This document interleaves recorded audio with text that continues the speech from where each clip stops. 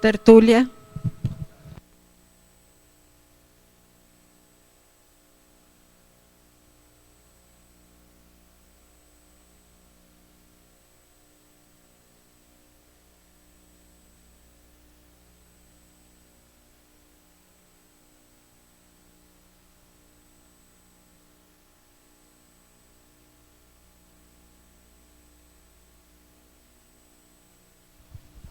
Definição.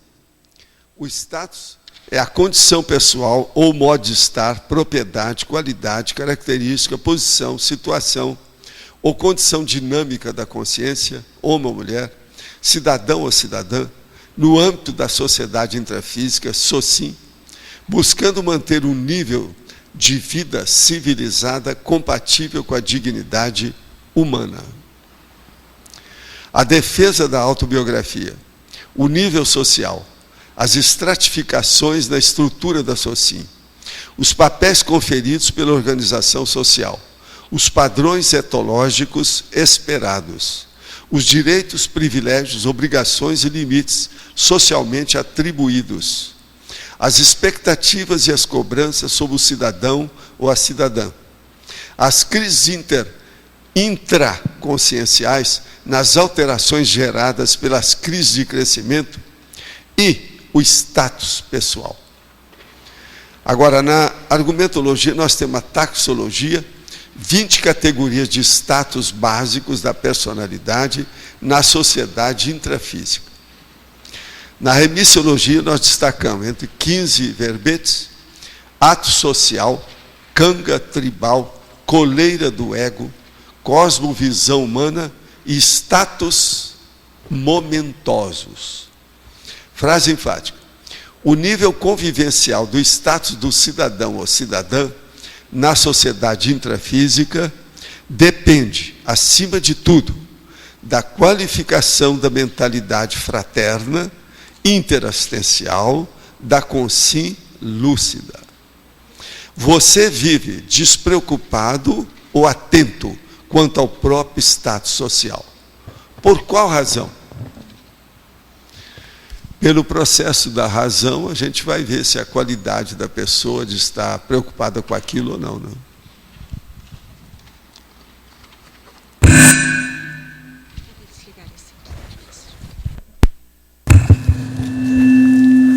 Então vamos agora às perguntas. Poderia dizer que é o túnel de luz, o que é o túnel de luz relatado nas experiências de quase morte? Não achei nenhuma referência em livros. Não, se você for estudar a experiência da quase morte, a EQM, eles têm várias hipóteses para mostrar isso aí. Mas nenhuma é muito clara. Agora, o que a gente percebe é que o túnel de luz mostra a relação interdimensional.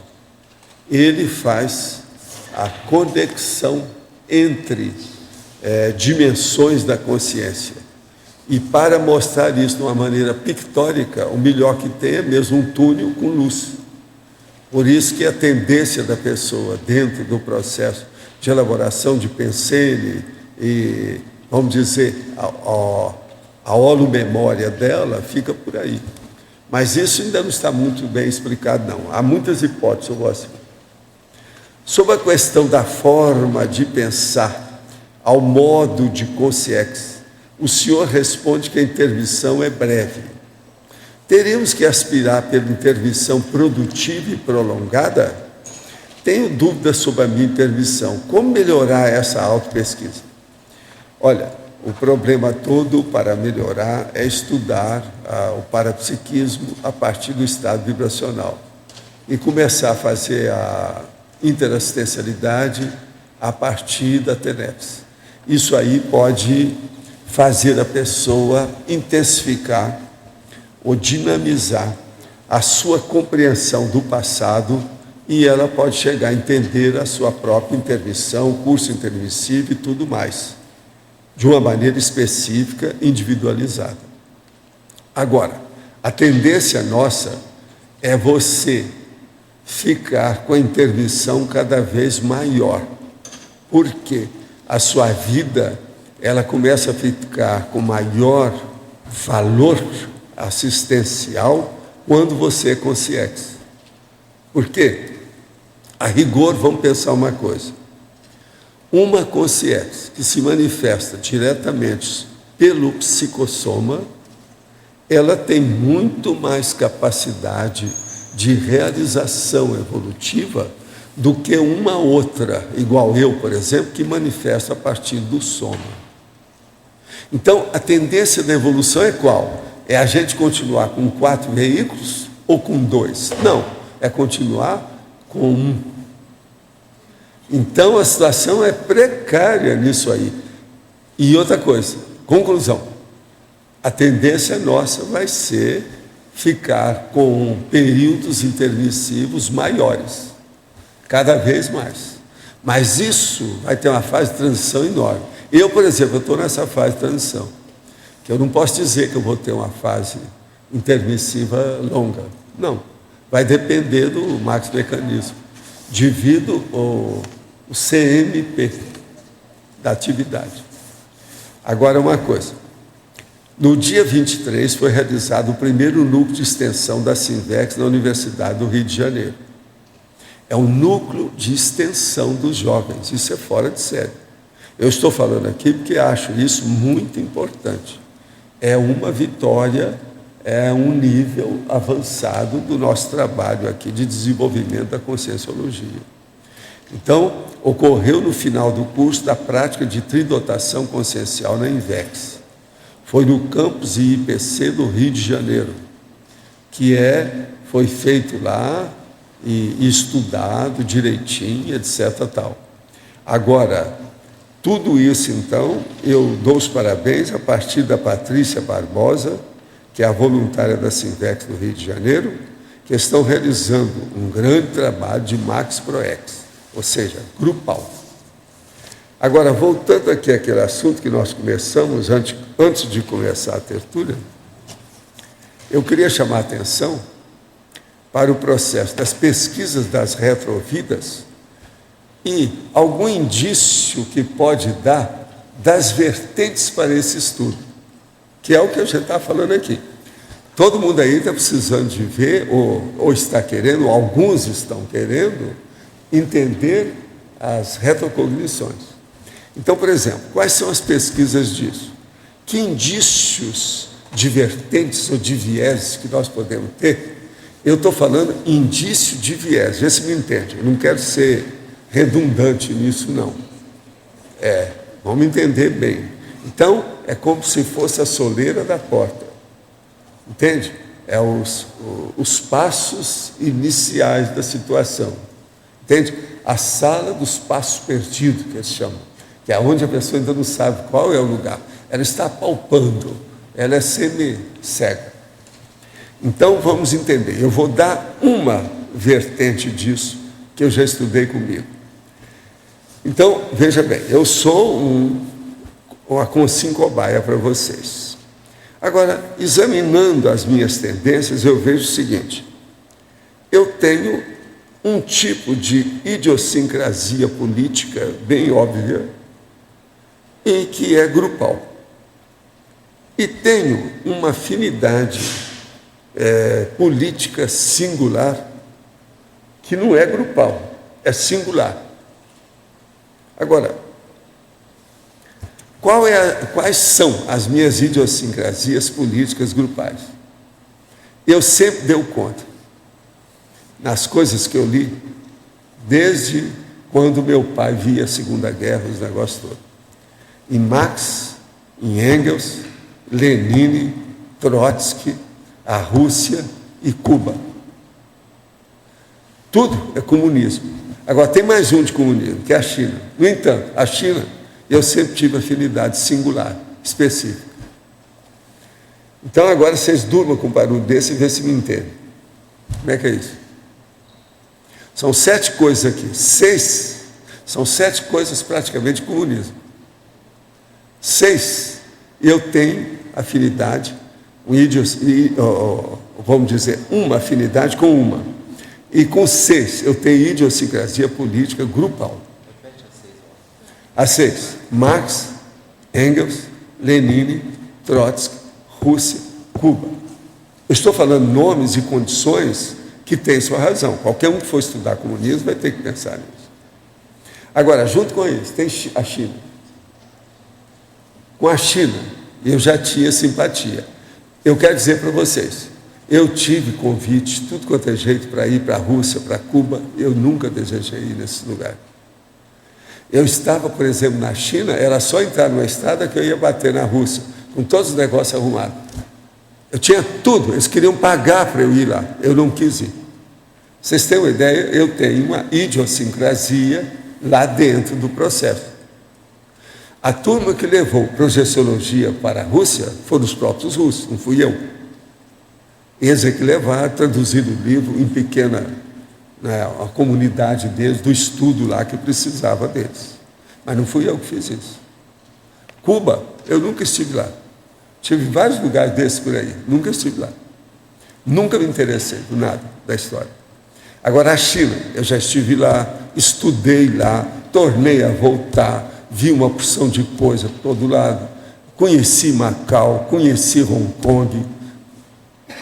Quer dizer, há uma coisa nisso. Outra coisa, encontrei com os chineses das Filipinas, por exemplo, que saíram da China continental, que lá ficou como se fosse temporariamente, era um prolongamento da China. Então, vocês agora estudam o que é a retrocognição e por que é que eu tenho essas características. Tem algum problema aí, bem óbvio. Osvaldo, eu gostaria de saber que critérios você segue quando você, para algumas pessoas determinadas, você sim que abre o jogo ao respeito de vidas passadas da pessoa. O critério que a gente tem é dos amparadores. A hora que eles veem que aquela pessoa tem gabarito de entender o que a gente vai falar, e aquilo vai afetar, mas positivamente, o grupo dela, se fala. Agora, tem certa pessoa que nem ela está preparada para admitir aquilo, que ela pode pôr tudo a perder. E nem também, mesmo se ela admitir, a gente não pode garantir que aquilo vai ser bom para o povo com quem ela convive, devido às reações que ela vai ter. Você entendeu? Entendi. Então, qual que seria a reação? Essas coisas são delicadíssimas. Pois é, mas então, qual que seria a reação ideal da pessoa que recebe a informação? Estudar sobre o processo. Estudar, abaixar a crista e ver o que é que já fez para melhorar. Melhorar aqueles erros e omissões cometidas até ali. Porque a hora que a pessoa vai estudar outra personalidade, ela sempre vê os erros, não tem saída. Agora, tem gente que às vezes muda numa semana, a hora que fica sabendo. E quando você... A pessoa vinha há vários anos, tudo errado. Numa semana ela recebe aquele choque, e ela muda toda. Eu já vi isso na minha vida, várias pessoas.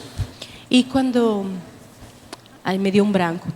Tipo assim, eu já recebi algumas informações de você sobre vidas passadas, mas assim, por exemplo, tipo a época. Você me falou, não, naquela época você poderia estar lá. Pois é, não, mas isso aí, na verdade, não está falando nada certo. Então, a gente quando estuda a gente fala, época. Data do nascimento, data da morte. Mas aí tem não, a coisa bem clara. Mas aí, no caso, a pessoa também. Uma outra também. coisa também. Muita gente aqui, a gente sabe, mas é que não tem registro daquela vida. Ela não apareceu tanto publicamente para ser conhecida. Quando é assim, é mais fácil. Então o povo fica às vezes pensando que eu fico catando os outros que são conhecidos para falar. Não é. É porque esses são mais fáceis de expor. Tem outros aqui que a gente sabe. Mas eu vou falar o nome lá, você está entendendo? É Joaquim Raimundo de Araújo e Silva. Como é que é?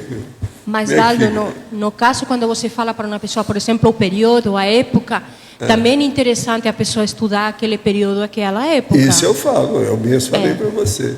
Para mim é muito jeito. Isso aí a gente fala para muita gente aqui. É o jeito. Valdo, você podia explicar melhor essa questão que você sempre deu contra a Rússia e Cuba e é a favor da China? É lógico que tem a ver com a retro, mas... Não, agora veja, quais a diferença de uma coisa com outra? Por que eu tenho essa tendência? Porque... Agora veja, Eu nunca errei nisso nada. Eu sempre fui contra o processo do comunismo do jeito que estava. Mas mesmo Agora, eu nasci em 32. Foram, na verdade, 15 anos depois da Revolução Russa. Eu estava sabendo de tudo. Eu já vim sabendo. O negócio, alguma coisa ia dar para trás. E em relação Nunca a... fui no bico disso. Eu que lia a Voz Operária, aquele negócio todo, todos os meus amigos se tornaram comunistas, um monte deles, na minha idade lá de rapaz. Um monte. Tudo era do partidão. Eu nunca entrei nisso. Valdaí, e a Revolução Chinesa, mesmo com a Revolução Chinesa... Eu também vi e falei assim, isso aí é terrível, mas tudo vai parar. Um dia isso tudo vai parar. Eu também vi. Agora, por exemplo, na China, eu sempre vi que tem uma porção de coisa errada. Agora, tem umas coisas estranhas, né? Como é que aquele cara lá, um dos maiores repórteres, sai de lá e vem aqui só para fazer uma entrevista comigo? O maior jornal deles, mais comunista da paróquia. E outra coisa, sai danado da vida, de pé duro daqui, batendo o pé no chão, que não admitia o processo nosso de voluntariado. E eu falando com ele, eu sou mais comunista do que vocês. E não temos ditadura. Isso aí subiu na cabeça dele. Eu falei com ele, ó, qualquer coisa, traz um monte de gente e vem estudar a gente. Você vem estudar Cognópolis, esse bairro nosso. Você vai começar a entender. É uma saída. Mas traz mais gente para fazer a pesquisa. É o jeito. Agora, a transformação que houve lá na Rússia, que está indo em direção ao mercado, e da China, a Rússia, ela bateu o pino nessa questão, porque ela, de repente, ela derrubou o sistema e deu uma crise. Agora, a China não, a China está sendo mais inteligente nessa questão. Pois é, eles levaram para o outro lado. Agora, você tem que lembrar que a máfia, ou seja, a mafia, nasceu na Rússia. O problema é sério. Entende? É da Rússia. E a máfia do Stalin também, que foi bem pesada. É. Agora, a gente sabe dessa história toda, aqueles que erraram mais, que erraram menos, mas o problema é a minha índole, a minha tendência. Por que eu tenho isso? Entende? Estudo é o processo do passado. É assim que a gente vê o viés. Por onde é que vão?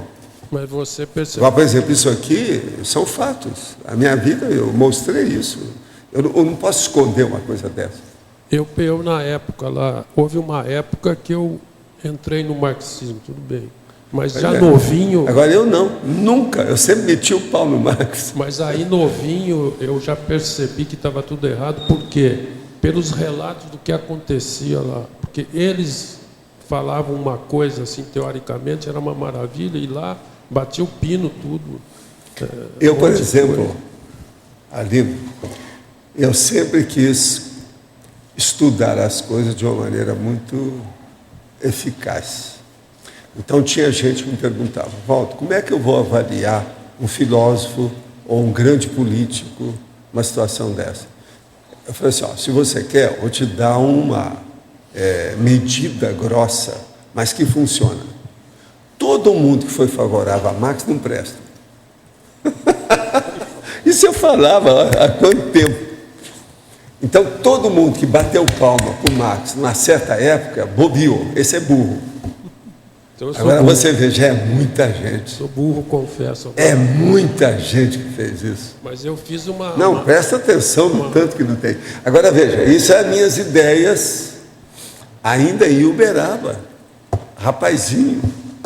Mas lá com a turma do Mercadão. Eu novinho já tive uma espécie de Marx dissidência em relação àquilo que batia o pino tudo aqui. Pois é. Mas eu lembro que em 1945 eles fizeram a manifestação pública, então tinha alguns que eram do partidão lá, dos comunistas, na rua, lá em Uberaba mesmo, na rua. Eles vieram me convidar para participar. Eu falei, não sou, né? Eu sou contra vocês. O negócio assim, em 1945. Isso foi depois da guerra. Houve uma manifestação deles. Agora, teve um grande professor meu, que foi até secretário dessa turma lá, comunista. Eu falei assim, ele é um grande professor, mas começa por isso, então eu tenho que dar um desconto. Eu nunca posso confiar totalmente nele. Isso já era a minha ideia. Então você sai dessa. Como? Por quê? Agora, já novinho, como é que você percebeu que o negócio desandou lá? Pois é, não, é o meu processo de retrocognição. É aí que eu falo para vocês. Não achava.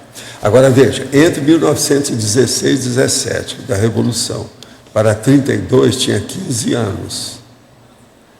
Eu estava muito ativo nisso. A minha retrocognição, eu vi o que estava acontecendo atrás dos bastidores, né? Extrafísico. Alguma coisa me deu ideia. Eu não tenho ainda a noção de tudo que eu vi, mas eu sei que foi por aí. A ideia era... Eu acertei nessa. Essa aí eu ganhei. Paulo, O que tem? então, deixa eu ver se eu entendi. O senhor está dizendo que para esse estudo das retrovidas, uma das possibilidades é nós justamente começarmos a analisar essas Quais idiosincrasias. são as suas tendências? Mas agora você tem que ver assim, passando um pente fino, penteando com pente fino do jeito que eu estou fazendo.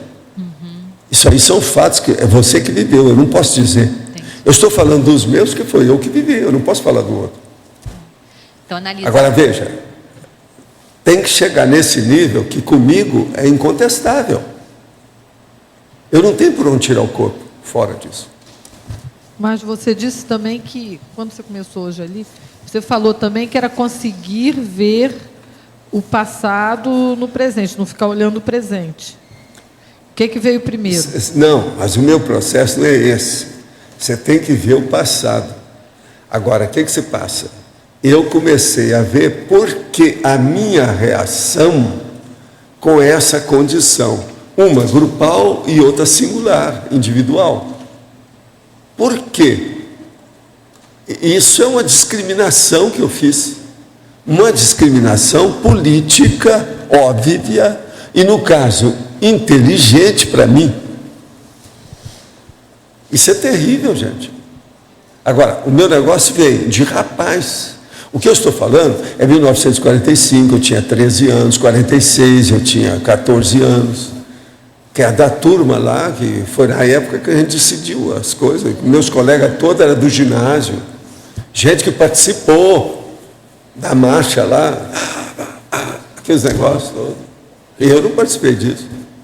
Eval, aqui, eu ainda não entendi o seguinte, como que se ligou essas retros, e aí você viu que estava errado através das retros, você viu que a revolução... Não, eu vi que eu estava certo, né? Com o passar do tempo, isso tudo marcou. Agora, com o passar do tempo, eu cheguei à conclusão seguinte, que isso aí serve de padrão para eu ver que a minha retrocognição, já aos 14, 15 anos, era violenta. Como é que eu já tinha aquela tendência? Por que eu não errei?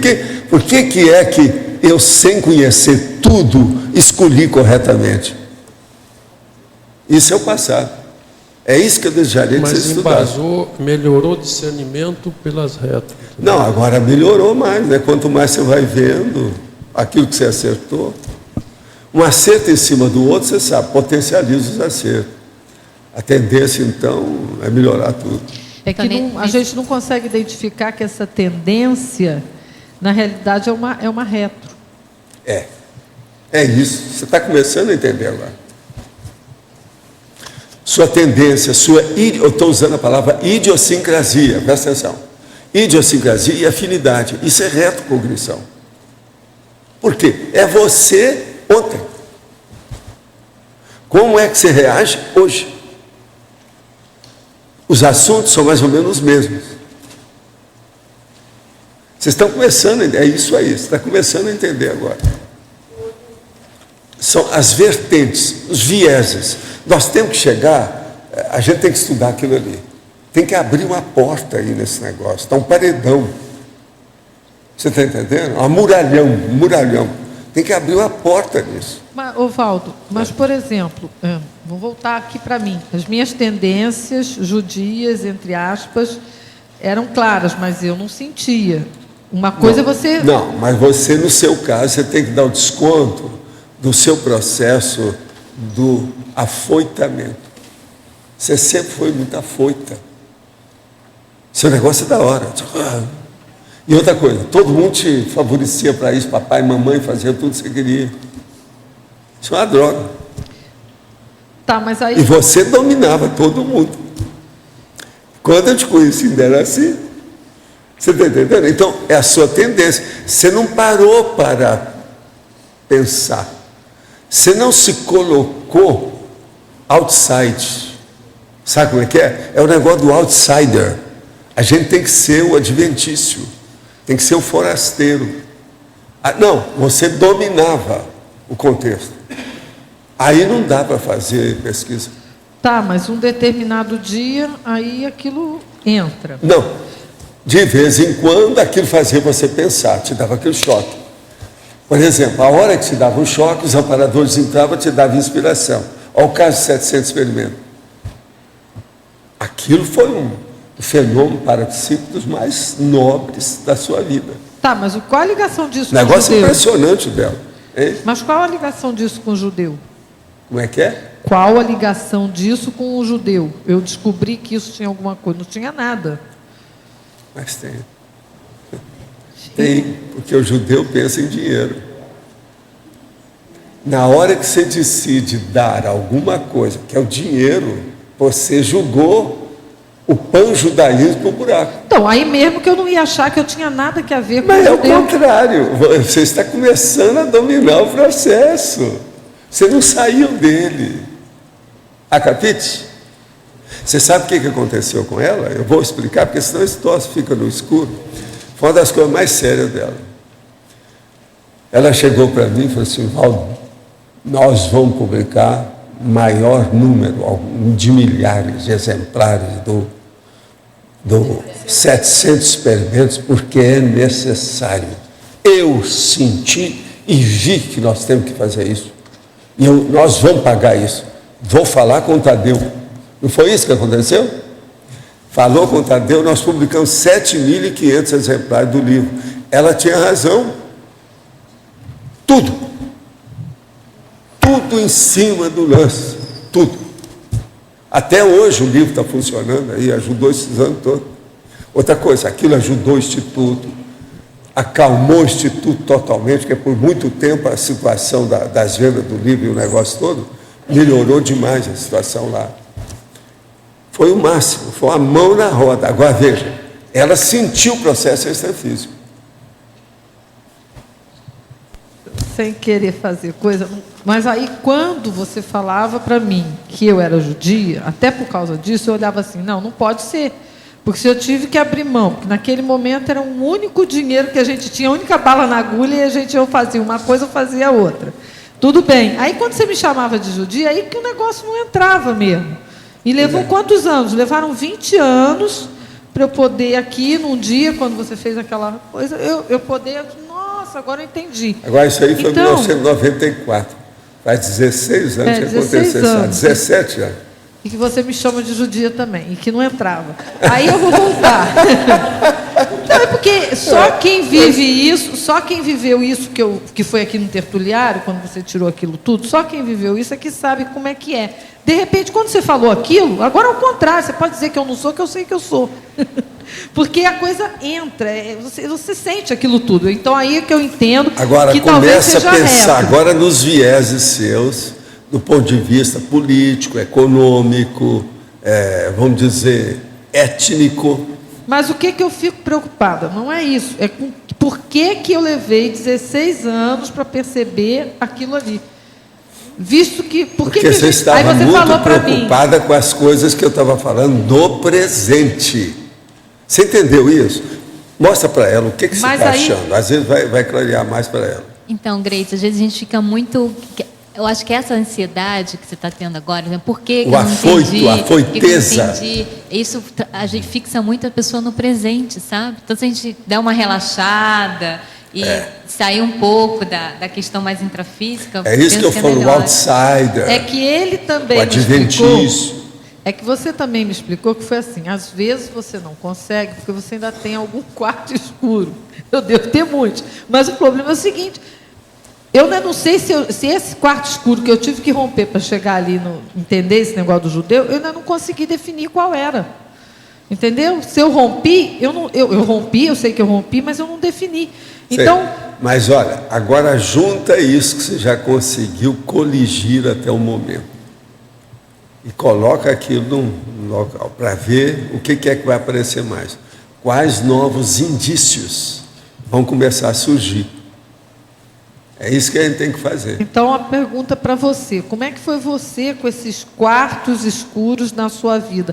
Você já tinha isso, teve isso nessa vida, ou você não passou por isso? Não, eu comecei a ver a coisa, mas eu levei Você tudo já veio mais de pronto? lá. Eu levei tudo para os bastidores, então o negócio ficou de outro modo, a abordagem é outra. Eu não fiz a abordagem, eu fiz para a abordagem, a maioria dela. Isso muda tudo. Entende? Então, por exemplo, eu não vi aí, nessa questão, por exemplo, desses 7 itens de comunismo, 6 eu tenho idiosincrasia e 1 a favor, vocês não vão ver nisso a etnia nessa história. A minha abordagem é superior a isso. Está defendendo uma etnia? Não. Então, você tem que começar a pensar nisso, tudo. Agora, então, vocês estão começando a ver como é complexo o processo de retrocognição e o problema da cronêmica, a cronologia, o dia de hoje, o dia de ontem. Então, retrocognição mexe com a cronêmica. Agora veja, existem aspectos da cronêmica que nós às vezes não damos o devido valor. Quando o senhor fala que aos 14 anos o senhor já teve posicionamento lá contra a questão do Marx e tudo, isso identifica uma tendência sua retrocognitiva. Uma tendência sua retrocognitiva só intermissiva, porque o senhor falou que quando teve toda a Revolução Russa, o senhor estava no intermissivo e viu os bastidores, isso provavelmente o marcou para que o senhor tomasse esse posicionamento, ou pode indicar também um tipo de retrocognição de outras vidas intrafísicas também? As duas coisas ou uma coisa só? Tudo isso aí interfere. Agora, o ideal seria se a gente tivesse uma para-autografia paracutânea, para eu trazer você está entendendo? No psicossoma para chegar no soma. Isso eu não tive. Então, viria lá a cola do passado, escrita na coxa. Você está entendendo? Isso não deu, né? Mas agora, por exemplo, presta atenção, aos 14 anos, eu já sabia que o melhor para mim era estudar medicina, que daquilo que eu precisava de fazer era a melhor carreira que eu podia seguir. Agora, para fazer isso, as coisas poderiam encaminhar de outro modo, por causa do meu pai, a situação de odontologia. Então, eu queria ver o que era. Quando apareceu a odontologia, eu falei assim, já começou, a luz está começando a aparecer lá, ali no caminho. Aí eu falei assim, não, mas vai ter uma faculdade de medicina aqui. Eu fui dos primeiros a trabalhar para aquilo. Você está entendendo? Eu ia ao ministério, aquele negócio todo. Eu fui uma das pessoas que foi elemento de ligação lá dentro. Intermediário, está entendendo? Interface. Agora, tudo foi caminhando. A coisa toda caminhando, certinho para isso. Quando eu me formei já na medicina, eu já tinha saído de todo o trabalho que eu estava fazendo com o Mário. Desligado já. Já tinha pedido demissão. Com todos os anos que eu trabalhei, eu não quis nada, auxílio de nada. Porque tudo foi dado, né? Praticamente. Depois eles me deram o emprego. Então é o pagamento pessoal mesmo que a gente fez. Agora, eu já sabia daquilo tudo. Agora, uma coisa muito estranha. Quando eu tinha 14 anos, eu já estava engajado, trabalhando com o Mário, sem receber nenhum honorário, sem salário. Eu já sabia o que ia acontecer. Entende? Aí ficou mais fácil, né? Professor. Agora, com 14 anos, outra coisa, o cara do interior, eu que não tinha viajado nada, a maior viagem que eu tinha feito naquela ocasião foi de Monte Carmelo para Uberaba. Que hoje em dia eles fazem isso aí em algumas 2, 3 horas. Antigamente demorava 6 horas de jardineiro. Entende? Que a estrada também não era boa, né? Aqui.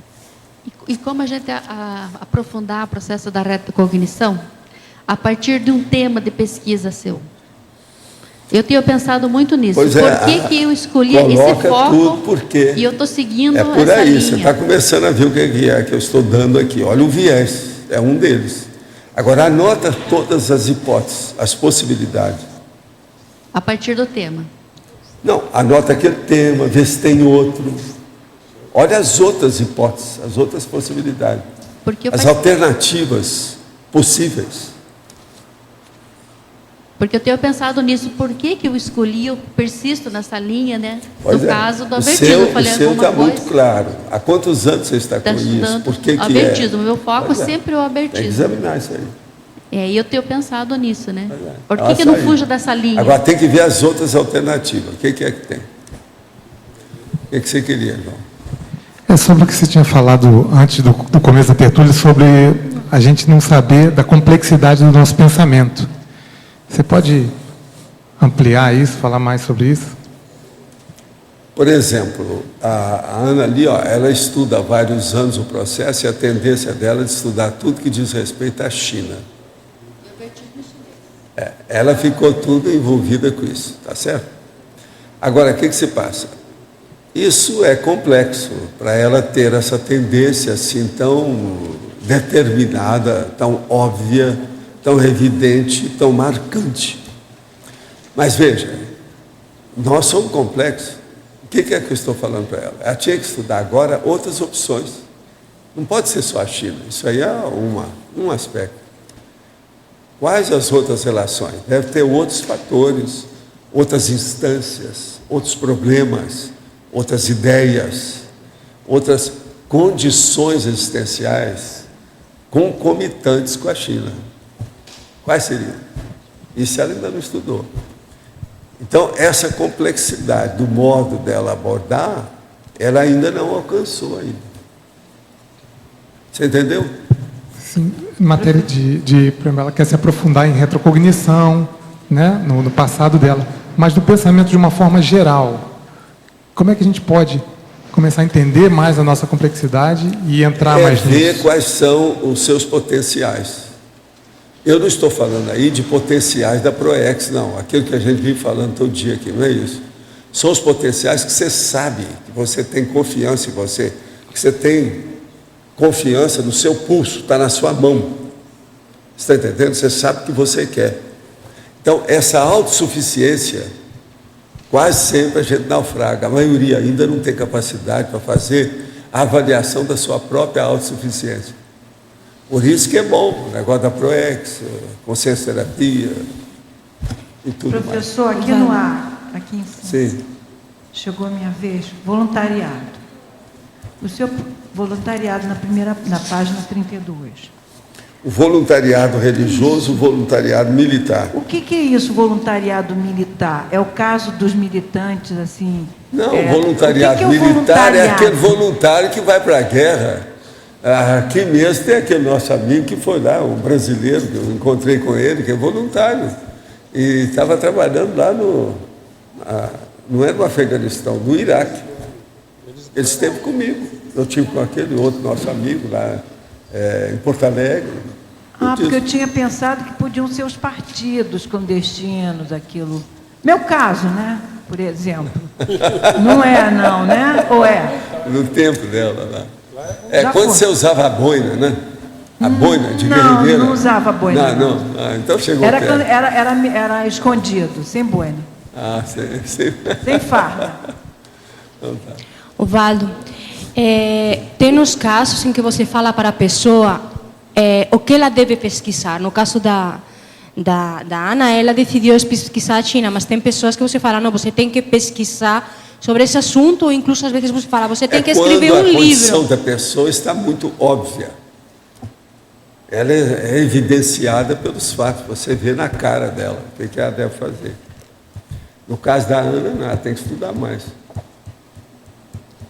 Mas é muito óbvio como se explica mais isso, Valdo, porque para a pessoa não é óbvio. Não, mas para a gente é devido o perfil da pessoa.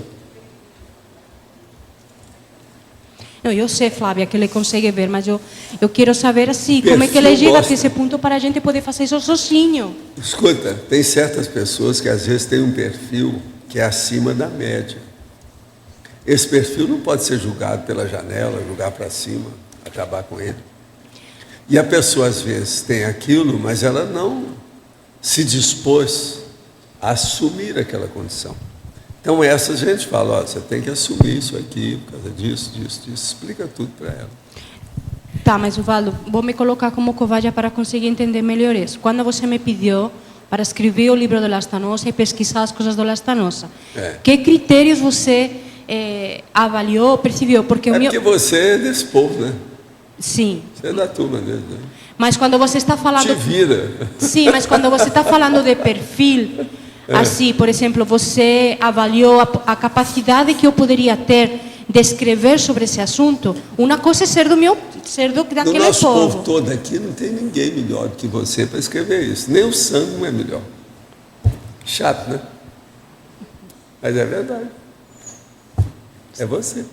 Mas pelo fato de ser do grupo. Mas tem mais gente que é do grupo do Lastanosa aqui. E daí? O que é que eu tenho que ver com isso? O que é que você Mas tem que ver com isso? eu quero entender... O que há? Não tira um corpo fora? Assuma? Não tiro. Eu gosto muito, eu sou super então privilegiada de fazer isso. Aceita. Mas eu queria mais entender o ponto, o perfil que você está falando. O perfil é esse. Você, as coordenações ou coordenadas todas foram...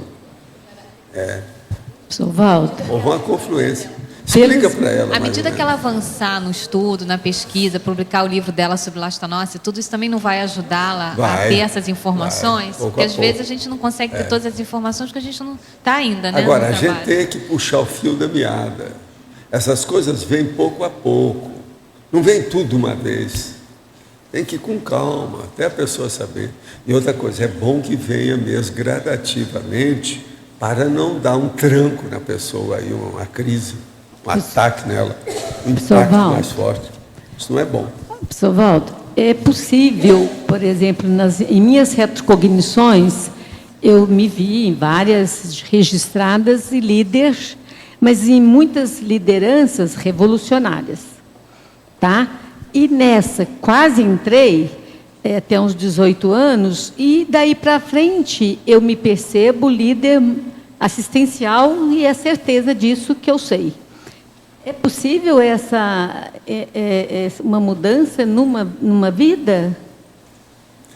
Mas essa mudança não vem de uma vida, muitas coisas já aconteceram. Uma mudança não, uma reciclagem que eu falo. Pois mas a reciclagem vem. Agora, a reciclagem, depois do curso intermissivo, ela é mais marcante, mais profunda, mais abrangente. Isso é normal. Porque algumas lideranças... Você sabe que a Selma é da época da guerrilheira presidente do Brasil, né? Que ela morou lá em Uberaba. Morou em Uberaba. Eu admiro até um certo ponto. Pois é. Tudo é colégua. Essa que é a colégua clássica. Se eu não tivesse casado com um filho de 1 ano, 2, eu acho que eu estaria lá no Araguaia. Mas isso foi ótimo. Nessa. Foi bom que aí eu fiz... vão para a presidência da República. Aí eu fui reciclagem. Vão para a nossa assistência da conscienciologia. Foi muito bom porque... É a vida. Mas a pergunta é mais assim, em muitas eu fui líder já assistencial em outra vida. E aí isso vai num crescendo. Não houve regressão, quase que houve. Agora, para analisar isso, tem que colocar no papel, né? Depois ver os detalhes. Está tudo no papel. Onde é que as coisas se engrenam. Onde foi a pouco a pouco isso tudo fica mais claro, evidente. Agora, tudo é um puzzle. Tem que preencher com as peças de vidas, os buracos em branco. É o jeito. Aqui, Rosa. Professor, eu queria entender um pouco, essas idiosincrasias, as afinidades, elas podem ser positivas ou negativas. Quando o senhor colocou que 6 o senhor era contra, em uma a favor, né?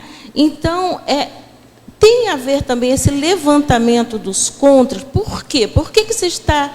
Por que foi contra? Será que em algum momento esteve nessa situação? Eu achava que ele estava errado. Agora, a China, eu não achava que estava errado, porque tem uma população grande demais. Precisava de fazer alguma coisa ali dentro. Aquilo ali ainda vai mudar. Porque o senhor falou que foi através do seu pai, da leitura dele, que desde pequeno, adolescente, o senhor foi tomando conhecimento sobre Marx, Lenin. Foi, porque lá em casa o debate entre os velhos todos da minha terra lá, toda noite, lá em casa. E desde o meu pequeno... pai, eu fui criado por ele até uma certa idade, em cima da perna artificial dele, ouvindo as conversas. De vez em quando um dos velhos virava e falava assim, não, e você, menino, o que você acha disso? Eu, às vezes, começava a dar palpite. E, às vezes, o meu palpite criava uma celeuma danada. E o garoto lá. Sabe por quê, professor? Isso... Meu pai gostava disso, porque ele tinha companhia comigo, né? Ele que não podia sair de casa, aquele negócio. E a turma toda vinha para conversar com ele, porque ele não podia sair, uma perna só, aquele negócio. Quando o senhor falou sobre isso aí, isso aconteceu um pouco comigo. No caso, meu pai foi comunista, foi preso. O senhor, já falei um pouco sobre meu pai com o senhor. Então, eu, na verdade, me posicionava contra, porque eu sempre via questão comportamental. O resultado que trazia isso para a nossa família. Quanto que era ruim. Então, eu era sempre contra, né? E meu pai era, assim, uma pessoa boníssima para mim, mas chegou uma vez que quase que ele me bateu, que eu chamei de comunista. Então, eu sempre fui contra, mas eu achava que era por causa do comportamento familiar. Mas, depois de um certo tempo, o senhor falando isso, eu vim ver que já talvez tivesse sido contra, porque meu posicionamento já era Olha bem contra a raiz mesmo. sua, a raiz idiosincrática, ou a raiz simpática disso. Olha a raiz em você. Tudo isso nós temos que estudar. É aí que eu falo a complexidade da consciência. Então, a gente tem que ver nesse levantamento os contrários, também funcionam como... Tanto os contrários quanto os a favor. Como diz o cara, a favores. É o que faz favores. Tá bom, professor. Valdo, obrigada. Essas reuniões do teu pai na casa, era tipo tertúlia? Ele fazia isso com assiduidade? Era. O processo todo é o seguinte. Havia alguns amigos do papai, meu pai, que gostavam demais dele, porque o papo dele era muito bom, mas ele não saía de casa. Então, chegava lá para 6, 7 horas da noite, eles iam lá para casa. Às vezes, aquela conversa ia até altas horas da noite. Às vezes, tinha relação também com a rádio, que eles colocavam para ver. Não, mas você está discutindo errado. Houve uma invasão aí do processo da guerra, mas não é esse. Então, eles colocavam para ver os repórteres. Pegava. Tinha uma rádio Philips enorme lá em casa, para mostrar a realidade daquilo. Agora, o problema todo é que eu vi isso. Antes da guerra, eles já tinham as reuniões. Depois, durante a guerra, uma boa temporada, eu vi. Quando eu era pequeno demais, eu sentava na perna artificial dele. Entende? Tudo isso eu lembro da situação toda. Agora, o que se passa? Aquilo me fazia pensar como adulto, porque eu estava no meio só de adulto. É tudo homem, não tinha mulher nessa história. Então, ali tinha um cara que aparecia muito, que era um colega do meu pai, que era um dentista. Tinha um outro que era um chefe de família, que era um dos grandes, que mantinha a cidade inteira, você está entendendo? Que era muito amigo do meu pai. Tinha um outro que era um dentista, que era jornalista, que é um verdadeiro filósofo, tudo no meio. E por aí vai. Aparecia quase sempre uma meia dúzia, você está entendendo? De vez em quando vinha o juiz de paz da cidade, ou o juiz de direito, ou o promotor público. Às vezes, por exemplo, vinha um promotor diferente da cidade, então esse queria participar das conversas, de vez em quando aparecia. E Valdo, nessas tertúlias, nessas reuniões, se servia algum lanche, se servia café? Café, né? O café é sempre muito Não, sério. gente, eu estou perguntando. Outra coisa, como... alguns deles fumavam. Esse que dirigia quase todo mundo, você está entendendo? Ele fumava, mas gostava mais de rapé. E usava um lenço que era uma verdadeira toalha, tudo suja, um negócio tudo porco. Então ele limpava aquilo toda hora, e com a rapé. Entende? Isso tudo eu vi. Era tua mãe que criava aquele ambiente? Era tua mãe que criava aquele ambiente? Não, ela acertava quando precisava de café, qualquer coisa, um negócio ou outro assim, quando vinha. E o povo, às vezes, tinha briga, assim, essa foi a última. Quando chegava no outro dia, estava lá o cara do mesmo jeito. Falei assim, não, depois dessa não tem jeito, é demais. Que nada, no outro dia o povo estava lá do mesmo jeito. Eu estou perguntando. Agora, eles é gente do passado, né? Eu depois, com o tempo, fui vendo, né? Todas essas personalidades do passado da gente.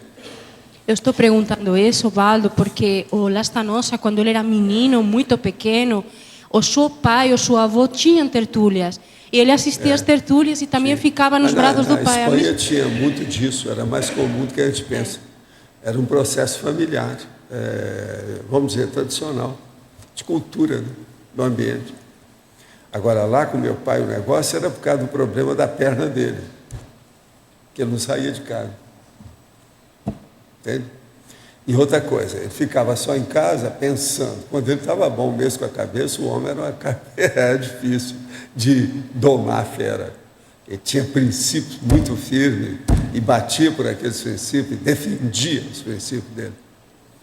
Agora, você há de ver, mais tarde, quando a guerra se instalou, aquele negócio, depois de 1939, eu já tinha 7 anos. Aí eu já participava das coisas sem precisar de ficar na perna do meu pai, aquele negócio todo. Então, as brigas eram homéricas entre eles. Não, mas os aliados têm não sei o quê, e vai acontecer isso. Não, mas não sei o que mais. Essa briga, aquilo ia. E Valdo... E outra coisa, a gente começava a receber em Guarda. Em Guarda é uma revista que vinha, que os americanos faziam a propaganda americana e mandavam para o mundo inteiro. Lá em casa nós começamos a receber em Guarda nessa ocasião. Então aquilo tudo eles debatiam através da revista, o que os americanos estavam fazendo, que em Guarda puxava brasa demais para as coisas dos americanos. O César arranjou essa revista, que ela é muito rara hoje. Nós temos uma coleção dela lá embaixo, para qualquer um ver. Para estudar a Segunda Guerra, precisa de ver em Guarda. Naquela época, mesmo de criança, Valdo, você tinha percepção do extrafísico dessas reuniões? Às vezes eu tinha e via as coisas. Entende? É tanto que eu vi o assediador do meu pai, foi nessa época, tudo isso que aconteceu. Eu via tudo. Agora, com o passar do tempo, eu vi quem é quem, naquele negócio do passado, de alguns deles. Do povo que era mais os habitués, você está entendendo? Aqueles que estavam mais firmes. Esses todos a gente captou e identificou mais ou menos no espaço e no tempo quem era. Agora, uma coisa muito séria, aquele velhinho que eu falei, que era o filósofo, fazia assim, que me esperou para morrer, para falar comigo. Lembro. Quando ele foi falar comigo, eu já era rapazinho, para mim eu tinha uns 14 anos por aí. Então, veja, eu já sabia tudo o que era, quem era, como é que era, de que modo. Você está entendendo? Ele quis me dar uma geral para o resto da vida dele, porque ele não teve filho, não teve nada. E ele me considerava ali, junto com o meu pai e a minha mãe, como se ele fosse também um pai, dentro daquele povo. Você está entendendo como é que é? Eles todos gostavam muito de mim. Esse outro que dirigia todo mundo, que era o professor, no caso lá era o senhor seu Jorge Fernandes. Ele tinha uma família extensíssima, era um dos donos da cidade. Foi ele que ajudou o meu pai lá, praticamente ele que pagou mais para fazer o centro espírita, tudo foi dele. Então, esse também gostava demais de mim. Entendeu? Agora, por exemplo, daquele povo da cidade, havia um que era o mais rico deles, que era o doutor, eles chamavam ele de doutor, mas ele não era doutor. Não era doutor coisa nenhuma, mas era chamado Virgílio Rosa. E ele era um cara que tinha muitos contos de réis. Na cidade, ele era um bilionário. Entende? Ele era o Ike Batista, lá da cidade, para você ter uma ideia. Era o Gates, o Bill Gates, lá de Monte Carmelo. Esse homem gostava demais de mim, porque eu levava certos pagamentos do meu pai para ele, porque ele era o dono, né, do monte de terreno, aluguel, etc., um monte de coisa. Então eu levava lá para ele. Então ele gostava de conversar comigo. Agora o homem era tão suvina, tão pão duro, que eu levava dentro do envelope, ele abria o envelope e fazia aquilo como local de anotação para ele. Ele não jogava nada fora. Tudo ele aproveitava. E passava a perna em todo mundo em matéria de negócio, dinheiro, aquela coisa toda. Entende? Esse nunca compareceu lá em casa. Não? E outra coisa, todo mundo fazia uma certa piada a respeito dele. Por quê? Ele era baixinho, parecia aquele do Gibi, o rei reizinho do gibi, aquele, sabe como é que é? Ele era aquilo, o perfeito reizinho. Por que você acha que ele não queria assistir às reuniões? Não, porque ele era outro... Era outro status. A tendência não era boa, nem nada. Agora, ele gostava de mim porque eu era colega do filho dele. E o filho dele era um pouco retardado. Então, ele gostava que eu tivesse contato com ele. Fazia muita questão de eu ir à casa dele, e chupar laranja na horta junto com o filho, ir lá no escritório para conversar com ele. Ele me chamava de Vieirinha, que era o nome do meu pai, né? Vieira, Armando Vieira. Então, Vieirinha, vem cá, vamos ver uma coisa. Eu, às vezes, ele me pedia e eu fazia favor para ele. Ele não tinha que pagar nada, aquilo era o máximo para ele. Você está entendendo? Alguém fazia as coisas sem ele ter que pagar. Porque todo mundo que ia fazer as coisas com ele, o cara riquíssimo daquele jeito, todo mundo queria cobrar, né?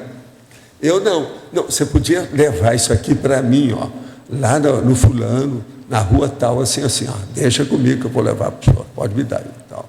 Eu levava tudo direitinho.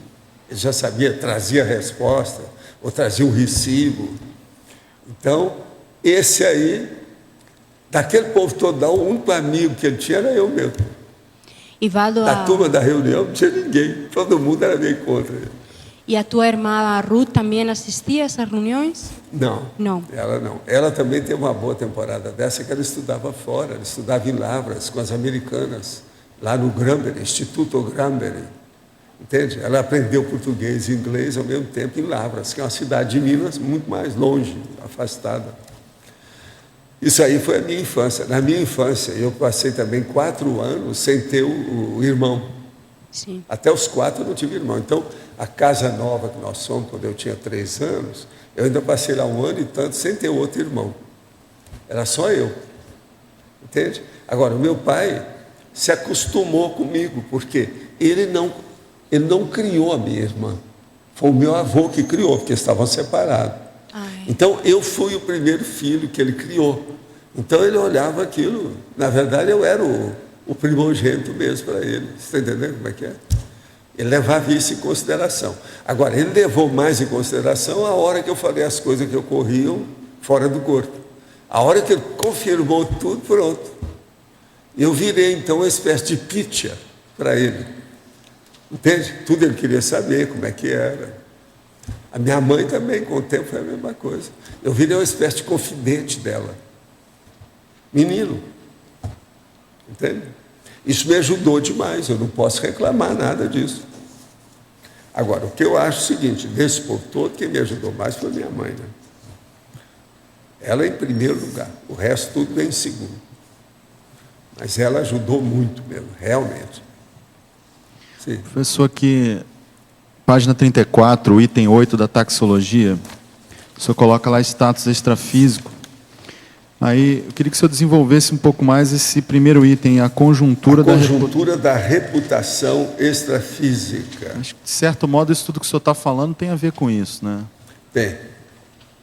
A reputação extrafísica, porque a sua conjuntura lá da sua expressão extrafísica mostra se você vai ter uma tendência para assediado ou para assistido. Está claro? Quer dizer, você vai ter um amparador extrafísico ou você vai ter um assediador ou possessor extrafísico? Isso aqui mostra a realidade da pessoa. Então, eu dava muito valor para essas coisas. Quando encontrei com o Chico, eu fiz um verdadeiro questionário em cima do Chico, para saber, porque ele era mais de idade do que eu, já tinha muita experiência de espiritismo também, tratava de todo mundo e era o líder espírita do movimento inteiro. Então, eu queria saber tudo que eu tinha dúvida. Você está entendendo? Aí é que eu comecei a ver que tinha coisa que eu sabia mais do que ele. E ele depois confessou tudo, não, nisso aqui você está mais avançado do que eu. Ó, isso aqui, na sua idade, nunca vi ninguém pensar assim.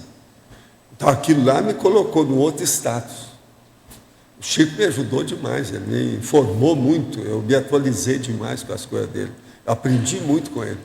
Aprendi o que devia de fazer e o que eu devia de evitar. Com ele tinha as duas coisas. Entende? Mas o que foi?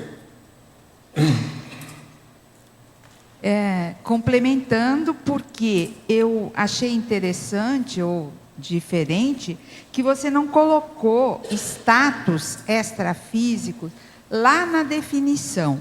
Não.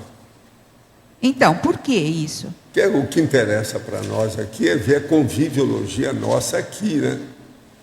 Que é a condição pessoal e o modo de estar aqui, a sociedade intrafísica, eu estou falando, sou sim.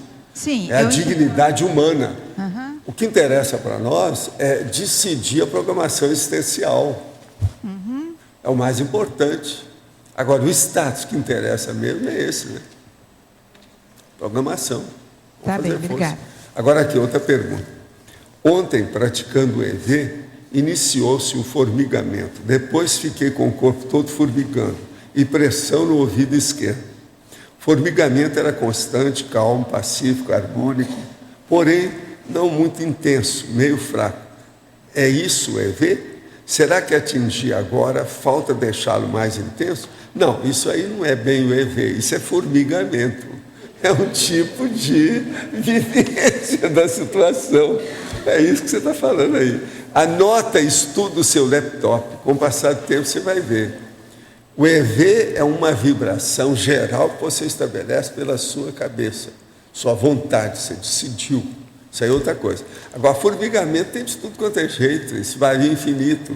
Pode ser só no local, pode ser de base extrafísica, intrafísica, depende.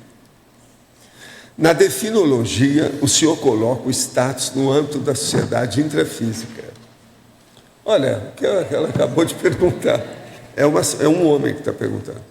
Já na taxologia são colocadas 20 categorias de status básico da personalidade na SOCIM, mas o item 8 é extrafísico. Sim. Não está errado incluir esse item, já que na definição e na taxologia o professor mesmo restringe ao intrafísico. Por que restringir ao intrafísico? Sim, mas eu quis chamar a atenção para a pessoa equilibrar. Então você tem 19 itens para contrabalançar com extrafísico. Vamos ver como é que se sai dela. É de propósito. Professor. Agora é engraçado que duas pessoas, ela e ele, aqui, viram o negócio. Nunca tive qualquer afinidade com nenhum dos regimes políticos dos países, filósofos ou líderes comentados por você em nenhuma época. No meio artístico, com todas as tendências e influências, nunca participei de movimentos políticos na juventude ou na vida adulta. Até 3 gerações da família não há nenhum membro do Exército. Pode comentar essas idiosincrasias e afinidade? No seu caso, a gente poderia falar, e medo. Você sabe muito bem do seu passado. Quem está perguntando aqui sabe das coisas do passado. Você sabe muito bem. Isso é medo. Você não entrou nisso de medo de errar de novo. Você nem entrou nessa história. Foi para o lado escapou fugindo pela arte. Vai me dizer que não? Você não tem resposta para isso. Qualquer coisa manda a resposta, porque você não está aqui presente, eu estou falando as verdades na sua cara. É bom, qualquer coisa você manda de volta. Para o desenvolvimento de meu parapsiquismo, além do EV, o que mais eu teria que trabalhar? 40, fala aí para nós, por favor, está na sua mão. Uma grande oportunidade é participar do curso 40 Manobras, em abril, na Semana Santa. Em Foz do Iguaçu. Nós vamos estar trabalhando várias manobras durante 4 dias inteiros. Começa que dia? 21 de abril. Abril, né? 21 de abril. Então tá. 21 de abril. Agora aqui outra. Em tertúlia anterior, o senhor respondeu para um tenepsista que disse estar com assédio na TENEPS e tinha intenção de parar, que não era bom parar, que devia tentar um link maior com o seu amparador. Por que não devemos parar a TENEPS? Nesse caso, a pessoa tem condições de fazer alguma assistência? Ela não está mais para doente, no caso, do que para médico? Sim, mas veja, às vezes a pessoa pode trabalhar melhor. Nesse caso da TENEPS, é uma covardia. Se a pessoa tira o corpo fora, vai piorar tudo para ela. Por quê? ela passou para o lado dos assediadores. Assediador, você tem que dar um contra. Se você falar a favor, você está indo a favor dele, tudo dá para trás. Agora, na TENEPS, como é que fica falar a favor de assediador? Está danado. É só um problema de raciocínio, um processo lógico. Outra, quanto ao verbete de hoje, status, ele é uma condição pessoal, tanto no homem e na mulher, no âmbito da sociedade intrafísica. Ele também existe no âmbito extrafísico nas consciências menos evoluídas, já que no intrafísico ele é algo mais social, até um certo ponto, sim. Agora, ó, já que você está falando tanto em status, seria bom eu ler uma coisa aqui para vocês. Enumerologia, o status quo pré-ressomático, a defesa do status quo, os vícios do status quo, a contracultura e o status quo, a manutenção do status quo, a renovação do status quo, o reestabelecimento do status quo. Está na numerologia. Isso aí clareia um pouco essa situação. Agora a outra. Interaciologia, página 33. A interação, coleiras inevitáveis, coleiras evitáveis. Poderia aprofundar? O caso é o seguinte, interação das coleiras inevitáveis. Por exemplo, as coleiras sociais ou do ego da pessoa. Tem umas que são inevitáveis, nós não podemos fugir. Mas existem coleiras que nós não precisamos. Você não precisa, por exemplo, de entrar numa coleira de jogatina, por exemplo. Você pode tirar o corpo fora disso. Mas, por exemplo, você precisa de entrar numa coleira social inevitável dos seus profissionais, dos seus colegas de profissão. Isso é inevitável. Então, o negócio é estudar por aí, aonde vai. Agora, outra. O senhor pode esclarecer melhor sobre a sua experiência na África? Qual a sua proex? Dessomou com qual idade? Qual a sua assistência passiva? Realizava TENEPS? Olha, é melhor nós pararmos por aí, né? Agora, outra. Ser um outsider nos faz aferir nossa capacidade de resiliência? Depende do contexto. Às vezes vale a pena. Existe um negócio que eu mesmo falei para Allan Kardec, foi um dos que falei, né? Não foi só eu, mas foi um dos que falei.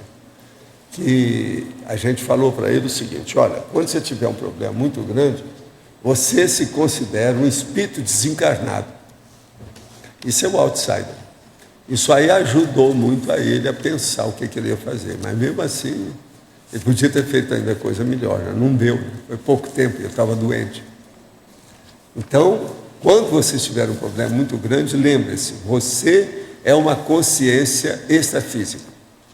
Pense por aí, isso é importantíssimo.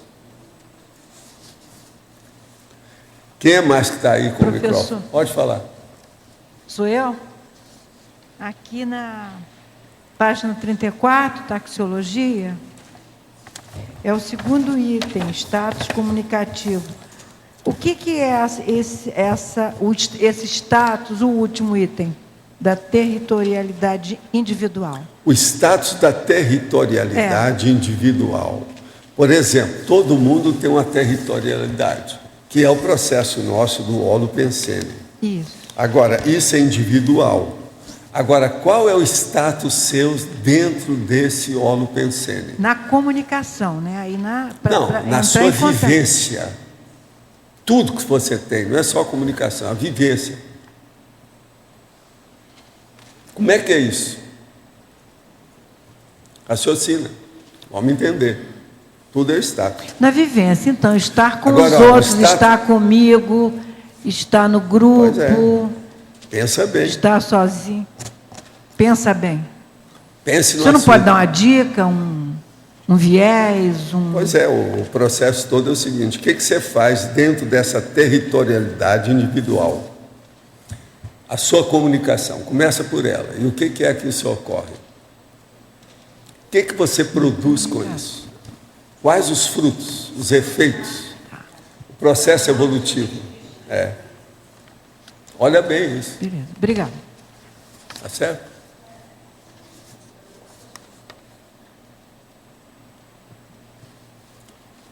Aí, juntando essa possibilidade com se pensar, estarmos como consciex, essas duas concordâncias aí vai nos dar mais lucidez para decidir? Vai. Tudo que nós fazemos a junção de processos físicos e extrafísicos com problema visando a interassistencialidade aumenta a nossa autoconsciência. Sempre é assim. Quando se tem assim um grande problema ou alguma dificuldade e que se consegue pensar como consciex, qual é o caráter mais lúcido que nos dá esta possibilidade? É a lucidez, é o discernimento, é abandonar os egões? Não, o que é o problema da pessoa pensar com imparcialidade. Ah, tá. Isenção. Aí muda tudo. É uma coisa difícil, claro. Né? Porque se pensar... Se fosse fácil, todo mundo já teria superado. Porque se o problema é uma questão intrafísica e você se coloca como consciex, né? Eu tenho encontrado dificuldade.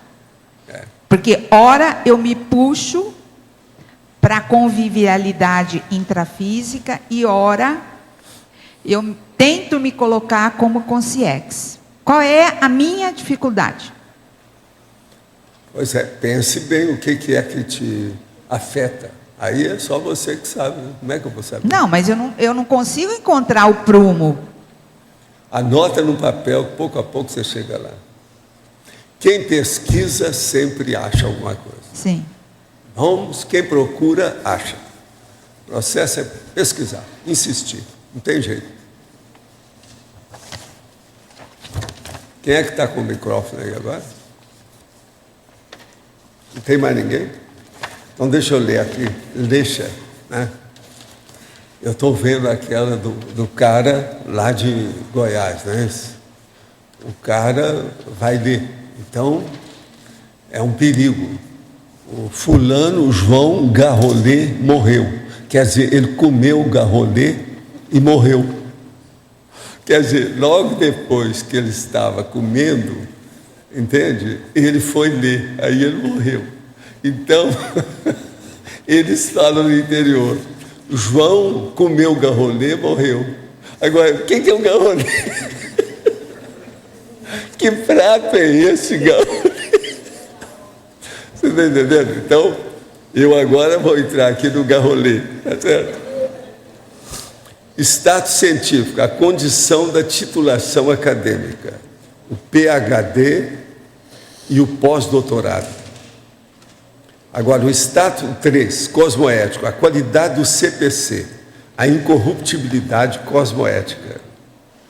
O status econômico-financeiro, o status do patrimônio material, o berço de ouro, o filantropo, o status do mecenas, o status energossomático, a potência bioenergética, o domínio do EV, o domínio do arco voltaico crânio-chacral, o domínio da mega-euforização. Esse aqui é o máximo, né? Ajuda todo mundo. Agora, eu morro de rir da turma que falou que eu só falei uma vez no extrafísico, sendo que o 5 é totalmente extrafísico, energossomático. Não é só o 8 que é o extrafísico, não. Eles não viram, tem mais coisa. Eu não quis dizer nada na hora, eu estou falando agora. Agora, 6, status étnico, a classe genética, o senso universalista. 7, status evolutivo, o patamar na escala evolutiva das consciências. O status momentosus. Status momentosus quer dizer do aqui, agora, já. É do momento evolutivo. O saldo positivo na ficha evolutiva pessoal. O crédito evolutivo pessoal. O status evolutivo harmônico de ambos os parceiros duplistas. O status cosmoéticos. Agora, depois vem aqui o extrafísico. A conjuntura da reputação extrafísica. A identidade extra-interassistencial. Depois o grupal. O nível de confiabilidade, que é o crédito, e a liderança evolutiva. Depois o intelectual. o status intraconsciencial, mental somático, o status universitário, sócio-científico, o autor publicado. Agora, depois, o intraconsciencial, o estágio da autoconsciencialidade, a eutimia pessoal, o status legal, o grau de responsabilidade civis, a probidade moral, status mental somático, a categoria de erudição, o autorado tarístico, o nível do autodiscernimento. Esse aí é dos mais bravos que tem. Agora, status paracientífico, a situação da racionalidade paracientífica, a descrenciologia teática. Ó, esse aí também está falando parapsíquico. Agora, depois, status parapsíquico, o status energossomático, o projetor consciente, o epicom. Status políticos, a posição do cargo público, o estadismo, o status do prestígio pessoal, o poder temporal, a influência social. Agora, o status profissional, o posto laboral, a excelência profissional, o status da posição da personalidade entre as partes ou entre os colegas. Agora, o psicomotriz, o status esportivo, somático, da consim, as habilidades manuais pessoais, o ranking pessoal da modalidade desportiva. Depois, o status social, a esfera da hierarquia social, o status mundano ou temporal no Zeitgeist, quer dizer, no espírito do tempo, na contemporaneidade, na hora que se passa. O círculo de relações pessoais, o benemérito urbano. Benemérito urbano, nós temos um verbete sobre o assunto, não é isso? Vale a pena ver o que é para a pessoa ver o status aí real. O benemérito urbano, que esse é mais sério. Professor, contém 9 aqui que tem relação direta com o processo extrafísico dessa listagem. 9. Como é que é? Não, eu contei 9 itens aqui que tem a ver 9 com... itens. Bom, né? Você vê, mais ou menos a metade. Quase a metade. Eu não quis falar nada naquela hora lá, porque a pessoa não leu tudo. Tá? Pode ser que ele tenha lido também, só nessa página, ele não seguiu na outra. Professor, sim. Aqui, ó. Sim. Quando eu questionei por que não o status na definição, é claro que eu entendi que a consim, ela vai repercutir no extrafísico, com certeza. Ela reflete na posição dela como consciência. E foi por isso que eu questionei porque não estava também explícito o extrafísico, mas está claro isso. Obrigada. Ovaldo, na estrangeirismologia tem uma expressão que eu nunca escutei, anoblecer obligue. Que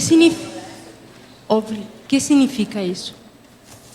É você que a sua nobreza obriga você a determinados comportamentos que não obriga a mim, que sou da plebe. Obrigada. Entendeu? Sr. Valdo? Isso aí é clássico, é expressão internacional. Sabe? B, aqui. Sim. Professor, eu queria entender, quando você fala da importância da pessoa criar um tipo pessoal, se esse tipo, ele contribui ou ele tem relação com o status, ou não? Tem. Ele não é o meu caso. Tem. Eu criei um tipo de propósito. Agora, criei um tipo de uma tal maneira que ele funcionou tão sério em certas áreas, que o CLO, na hora que eu estou lá dando entrevista para ele, eu disse, não vai falar com o público que está aqui, porque tinha 40 pessoas lá. Senão você toma o meu programa. Não posso. Aí ele falou, os comerciais, por favor. Chamou lá os comerciais. Eu não estou chamando aqui, não. Eu estou falando o que ele falou. Entende? Então ele depois vira para mim assim, você criou um tipo, né, Valdo? Você funciona demais. Isso é ele, com todas as roupas. Você sabe que ele era figurinista, né? Olhava tudo, a apresentação, falava, não, você criou um tipo. Entendi. É muito sério o seu tipo, a gente tem que respeitar, você criou um tipo. Agora, isso tudo, eu examinei tudo em Hollywood. Eles me deram a dica para criar esse tipo que eu tenho. Entendi. Olharam para mim e falaram assim, não, Seria bom você usar uma cor só, que aí você define em qualquer lugar que você for. Você, médico, que cor que é que você usa mais? Eu falei, não, eu sempre usei, foi jaleco, esse negócio, tudo branco. Eu disse, então que tal você usar só branco? Branco é uma coisa que dá muito trabalho, porque pega tudo quanto é sujeira. Você vai ter que andar numa linha terrível, tudo limpinho o tempo todo. Mas vale a pena, porque não é todo mundo que usa branco. Outra coisa, se você, do jeito que você está querendo, quer continuar no Brasil, o Brasil é um país tropical. Branco é uma beleza. Um terno, por exemplo, de linho, vale a pena no Brasil. Está de acordo com o trópico. Então eles começaram. Agora depois eles olharam a minha barba e viram, né, que eu tinha a barba cheia. Eu falei assim, o ideal seria você deixar a sua barba crescer. Naquela ocasião, minha barba era preta. Bigode preto, tudo preto. Com o passar do tempo, ficou tudo branco. Então, isso tudo faz parte desse tipo. Agora, o que é engraçado é isso. Por exemplo, a gente tem que saber mexer com isso e ter personalidade, porque teve uma certa época, em certos lugares, se você usasse muito sapato branco, um homem com sapato branco era mal visto. Então, eu tinha que entrar com tudo branco, claramente, para superar o processo todo. Sabe como é que é? Agora, isso deu certo. Eu tirei muita vantagem aí na história, principalmente nas minhas pesquisas, minhas viagens internacionais mesmo, isso tudo aí. Foi mais do que aquilo que eles calcularam. Agora, as dicas que eles me deram foi essa. O processo do branco e o problema da barba. Fora outras coisas que eles falaram, moda, etc. Tal. A questão, por exemplo, da limusine, que eles me mostraram como é que devia ser com isso. Isso tudo eu aprendi. E usei, né? Eu apliquei e deu certo.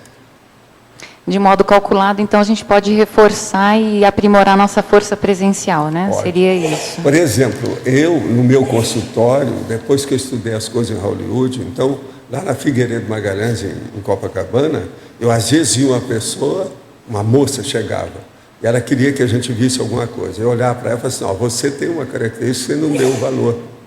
Você tem um tipo exótico. Seus olhos são puxados, tem uma coisinha assim, isso assim. Você deve criar esse tipo, você vai ficar diferente de todo mundo, aonde você aparecer. Isso vai chamar a atenção, se é o que você quer. Então a moça fez isso, em pouco tempo ela casou em alto nível. Ficou feliz da vida. Me mandou presente, tudo aquilo. Tudo eu expliquei para ela como devia de ser. A situação toda. Porque tem mulheres que criam um tipo. Você olha o jeito dela, ela tem um tipo. E às vezes ela não sabe que ela tem aquele tipo. Entendi. Então, pode ser professor... loura, morena, você está entendendo? Tem vários tipos. Mas é o tipo específico. Então, professor Valdo, Sim. então a gente pode meio que concluir que a consciência, ela traz consigo uma série de características que vão reforçar as vidas passadas e passam a ser status que, se consegue entender esse processo, a gente vai poder melhorar o status. Vai. Não é? E quanto mais você pensar nisso, observando, objetivando, assistir os outros, melhor. Porque o processo de assistência, quanto mais força você tenha nisso, seja através da energia ou da sua inteligência, melhor para todo mundo. Não é melhor só para você, melhor para os assistidos, melhor para todo mundo com quem você convive. Inclusive, penso nas questões assim do próprio soma mesmo. Há crianças, há pessoas que desde a infância já têm aquela formação, aquela característica que vai fazer com que, se ela souber aproveitar, marque o status pessoal, não? Por aí, esse é o caminho. Tá bem. O Valdo, que relação tem a expressão dramatis personae com o status? A dramatis personae, o processo todo é o seguinte, aquela pessoa que é isso que nós estávamos falando, que é um tipo, a dramatis personae. Agora, no caso aí, é o conjunto que às vezes também eles colocam de todo o elenco. Cada um tem um papel a desempenhar. Então, cada um tem um tipo específico. Mas está relacionado com pessoa dramática? A lempologia, a perfilologia, são os perfis das pessoas. Dramatis personae. Não tem relação com pessoa dramática, então, a expressão. Não. Não. Tem, se você for olhar, né? Mas não tem só. É com o drama, com a comédia, com a tragédia, com tudo, simultaneamente. O processo aí é a função exercida por aquele personagem. Ou aquela personagem. Depende do que você quer falar. Valdo? Eu andei pesquisando. Esse noblesse oblige, que é do francês, nobreza obriga. Quem é nobre deve se comportar como tal. Como tal. Pois então, isso que a nobreza exige que você se comporte assim. Acabou. Isso é uma besteirada. Mas é o que o povo todo, vocês, eu, ou nós, né, fazíamos. Valdo, Sim. aqui no status comunicativo, você podia explicar um pouquinho melhor o que você quer dizer com o poliglotismo profilático? De que forma o poliglotismo pode ser profilático? O poliglotismo prolífico, não é? Ah, eu li errado aqui. É prolífico, que ele é o seguinte, ele é produtivo. Eu entendi, profilático. Não, mas é... Prolífico. É prolífico, quer dizer, ele é produtivo. Claro, aí é óbvio. E o status cosmoéticos, que você fala ali embaixo no status evolutivo. O status cosmoético é o da pessoa que procura acertar do ponto de vista moral, né? Em favor de todos. Status pressupõe um certo reconhecimento social. Quando você fala em status cosmoético... Não é só isso, não é só social. Pode ser um status profissional, é aquilo que eu coloquei lá. Status tem muito nível. Pode ser um status, por exemplo, extrafísico, status evolutivos. É aí que eu queria chegar. Quando você fala em status cosmoético, pressupõe o reconhecimento dos amparadores, por exemplo? Não, aí se ele for amplo, é tudo isso, né? É o CPC, o Código Pessoal de Cosmoética, que está sendo vivido em alto nível. É isso aí. Obrigada. Sim.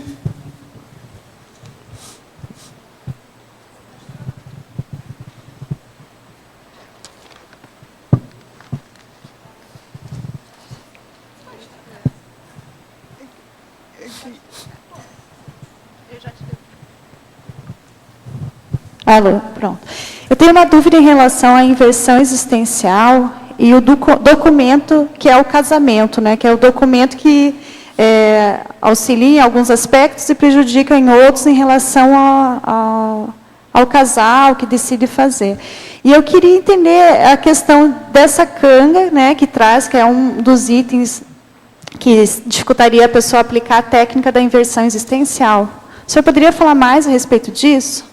Dessa questão. Assim, eu não estou entendendo Como é que é? O processo todo o casamento em papel mostra que a pessoa precisa de uma lei que determina sobre ela para ela agir cosmoeticamente com a outra. Agora, uma inversão existencial sem casamento mostra que aquilo ali é a palavra um do outro. Um confia no outro, não precisa de papel nem de testemunha. Então, a condição interconsciencial é maior na inversão.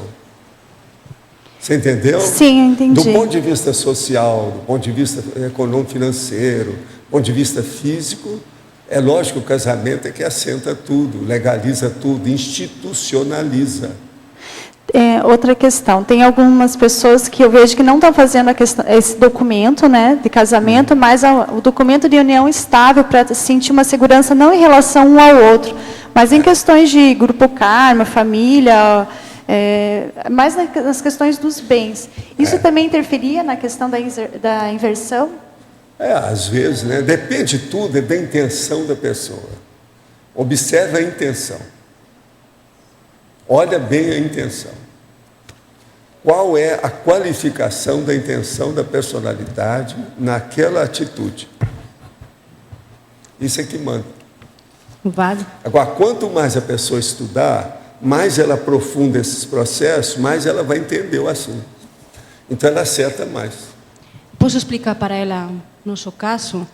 Assim, Rosângela, por exemplo, eu não sou inversora, mas o Sandro era inversor. A gente queria morar aqui em Foz, eu sou espanhola. Eu vim com um visto e quando o visto venceu, a única chance que eu tinha de morar em Foz era casar no papel. Aí que ficava aquela questão, bom, mas se ele é inversor, o que vai acontecer, né? Mas nesse caso foi uma coisa necessária, porque no caso da gente não fazer... Muita gente já fez isso fora do Brasil também. No caso da gente não fazer, não era só perder a inversão, a gente perdia a PROEX, porque a PROEX era aqui. Então a gente tem que ser muito flexível com isso, acho que não é todo... Se tiver intenção. Eu vejo que tem alguns casais, amigos, que também tiveram essa situação, né? Por estar num outro país, houve a necessidade de realizar o documento. E a minha dúvida é, continua a inversão existencial dessa pessoa ou não? Assim, o conceito de inversor, no meu caso, eu acho que o Sandro perdeu, não tem essa condição.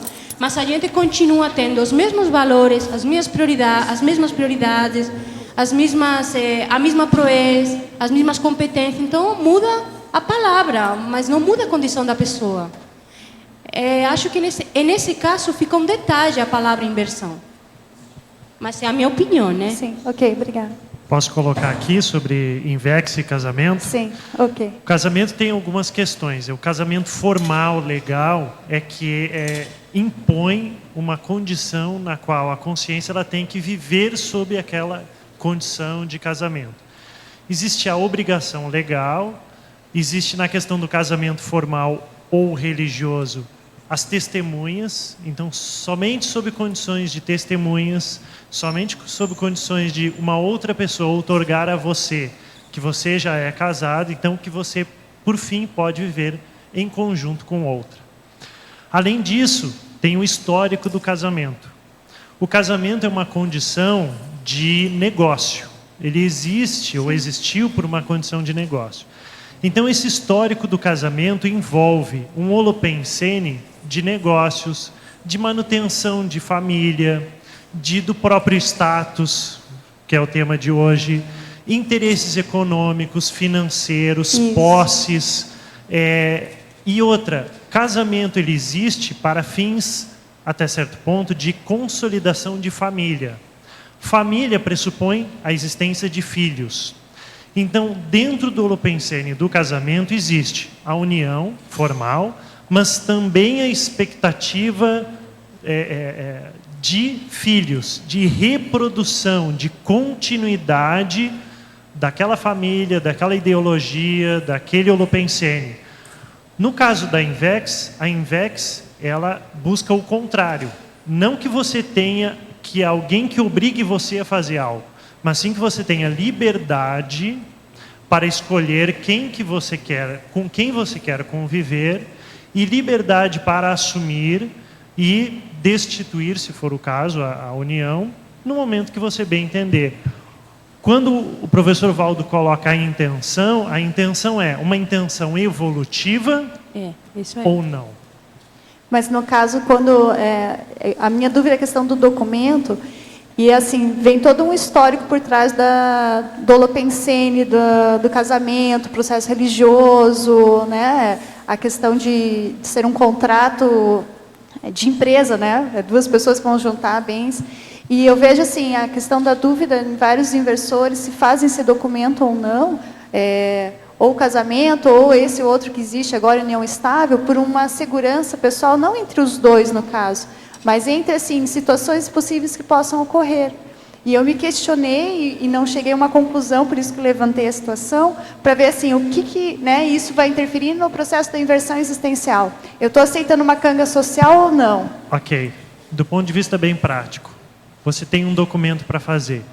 Igual o terreno, compra do terreno. Isso. Você é solteiro, mas a pessoa lá declarou que vive em união estável com fulano ou fulana.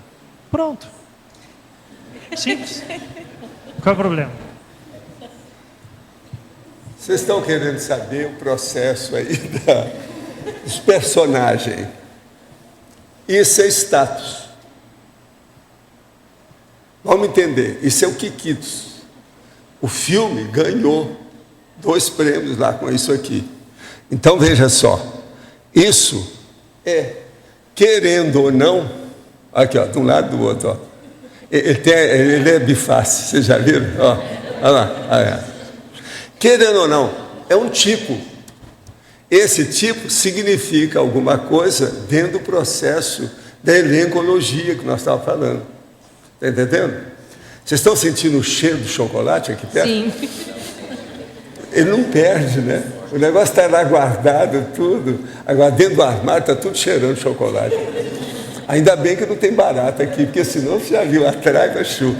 Mas olha, isso aqui mostra o que nós estávamos falando a respeito do tipo, a condição, o personagem. Você entende ou não? Tudo isso que a gente está dizendo aqui, que é o processo da perfilologia. Ele aqui significa isso, porque é a representação de filme que é um monte figurante, tem um elenco, a elencologia. Então, é o que significa o processo do status. Lá no fundo, roda, o que vai mandar é isso aqui. É aquele símbolo do conjunto de personalidades. Então, o que eu estava pensando aqui foi a hora que me veio a ideia, não, vai lá, pega lá o Kikito, se mostra para a turma, que o negócio está ali, porque é a conjunção, entende, dos personagens. É o status, todos os tipos de status estão aqui dentro. O Oscar é justamente o que eles quiseram. Agora, esse aqui, ele é mais simbólico, ele é mais pictográfico do que o outro. Ele mostra mais essa realidade, muito mais. Agora, aqui outra pergunta que tem aqui. O status é mutável e muda dependente da nossa evolução, maturidade e qualificação da mentalidade. A qualidade e o aproveitamento na vida intrafísica depende de uma combinação de elementos próprios e grupais de assistência e autoconhecimento que fazem com que esse status deixe de ser superficial? De que maneira isso pode ser mais aproveitado e se transformar em saldo existencial positivo maior? Por incrível que pareça, adivinha de quem que é? É muito assim, adivinha de quem é aqui a Cassandra? Aqui. Como é que é possível uma coisa dessa, hein? Vocês viram que eu não estava aqui, eu fui lá antes. Como é que eu entrei nessa onda? Eu não sei. Mas é estranho, ó, está aqui. Agora, ó, para Cassandra, então, o que vocês querem falar? Quem é que está falando aí mais aí? Quem é que vai expor a situação? Está na hora. Olha só, o status é mutável e muda dependente da nossa evolução, maturidade e qualificação da mentalidade. A qualidade e o aproveitamento na vida intrafísica depende de uma combinação de elementos próprios e grupais, de assistência e autoconhecimento, que fazem com que esse status deixe de ser superficial. De que maneira isso pode ser mais aproveitado e se transformar num saldo existencial positivo maior? O que eu penso é isso que nós estamos falando sempre aqui, para ver na questão do status o aspecto que seja mais evolutivo do ponto de vista interassistencial para todo mundo. Quanto mais seja, melhor. Né? Mas fala aí.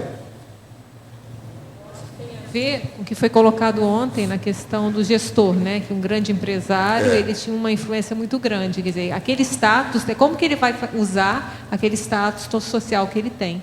Então, eu acho que aí você pega uma função prolífica, né? Prolífera do status. Acho que é a melhor forma de aproveitar. Então, se você tem um status, o que você vai fazer com isso? Pode falar. Em taxologia, na página 34, Sim. eu queria, por favor, que você falasse sobre o número 6, status étnico. Étnico, a classe genética, o senso universalista. O caso todo é o seguinte, tem pessoas que dão muito valor para o processo genético.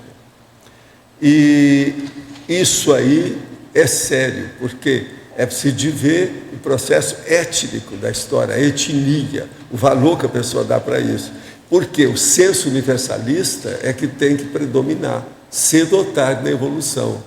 Então a pessoa, ela fica equidistante, ela sobrepaira essa condição, ela fica, portanto, isenta em matéria de puxar brasa para a sardinha, da mesma consanguinidade ou qualquer coisa nesse sentido. a coisa muda. É isso aqui que nós estamos chamando a atenção. Agora, vocês estão vendo como o processo do status em si é complexo perante a evolução. E como nós não podemos fugir disso. É isso que me Não tem preocupou para fazer a pergunta. Essa A gente tem que questão do estudar status. esse processo. Agora, outra coisa também séria. Todo mundo aqui tem um status social. Sim. Ninguém pode falar, eu não tenho status, não existe isso.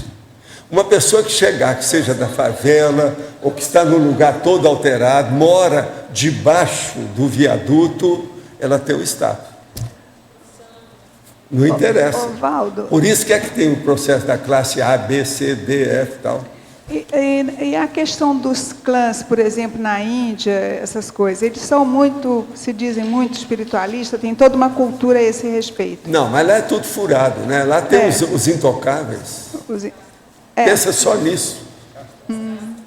A pior coisa que tem são as castas, é a pior coisa que tem. Então, o processo de status a gente tem que estudar para ficar livre da discriminação. A maioria das discriminações existem em função de status. Se nós superarmos o status, nós ficamos livres da discriminação. Se a gente fica livre da discriminação, você caminha para a fraternidade aberta. Isso é o máximo. Não é isso? Esse é o caminho. Ok, obrigada. Professor Valdo, Sim. se a gente pensar em conquista de status e lista de prioridade, quais seriam as prioridades que o senhor elencaria aqui nessa relação que vai até o item 20? Aqui a coisa mais séria, a meu ver, é aquilo que eu vivo falando aqui, viu, querido? Primeiro, interassistencialidade. Segundo, ver a prioridade do ponto de vista evolutivo, naquele momento evolutivo. Então, olha a prioridade do momento. É uma análise específica de acordo com a consciência. É, coisa por coisa. Agora, depois ver como é que é a sua sobrevivência, o nível da sua liberdade de ação. Você tem pé de meia para isso? Isso aí também é outra coisa muito séria. Aí entra o problema da profissão, o nível social da pessoa, que é o status em si, uma série de condições nesse sentido. Mas o caminho, depois, vai chegar num certo ponto, inevitavelmente você tem que ver qual é o meu nível de vamos dizer, no caso aí, de paraperceptibilidade. Como é que eu fico perante isso? Por quê? Você roda aqui na vida humana, você vai bater na paraprocedência.